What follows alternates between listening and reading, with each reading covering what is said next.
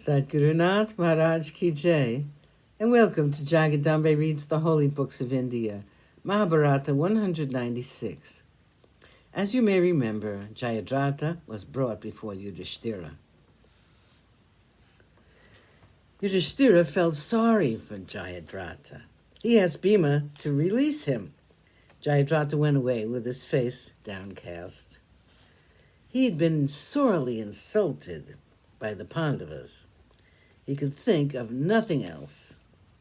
He would not go back to his kingdom. There on the banks of the Ganga, Jayadratha performed tapas. He was bent on pleasing Shankara.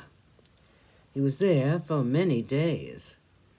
Pleased with his tapas, Shankara appeared before him and asked him what he wanted. Jayadratha said, "I must be able to defeat all the Pandavas in war." Shankara said, "That's out of the question. It's impossible for me to grant that boon. The Pandavas cannot be conquered, they cannot be killed. Even if I were to fight with them, I cannot win. They are invincible. They're protected by Krishna, the incarnation of Lord Vishnu himself.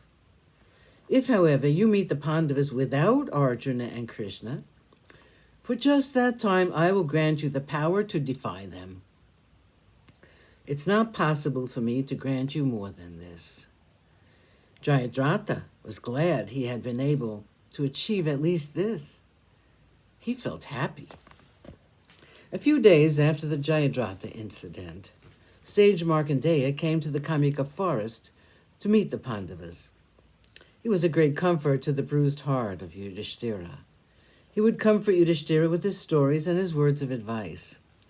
Once he told him that he was not the only king who was unfortunate. He'd already told him about Nala, the king of Nishada. He now related the story of the Ramayana and the story of Savitri, who was able to outwit Yama, the god of death, by her wise talk and her devotion to her husband. Markandeya was full of wisdom, and he knew how unhappy Yudhishthira was. He made the last year of exile bearable for the poor unfortunate Yudhishthira, who was burning with self-reproach. The last year of their exile seemed longer to the Pandavas than all the other 11 put together. This time of waiting was just unbearable. A year and a few months more, and then they could kill the sons of Dhritarashtra and that hated Radeya. Yudhishthira's worry about Radeya was increasing day by day. He spent sleepless nights thinking of Radeya who spoke so cruelly to Draupadi on the day when he played that game of dice. Yudhishthira was more impatient than even the others. He was finding that his body burned day and night as though with a fever. He'd been asking Bhima and Draupadi to be patient all these years.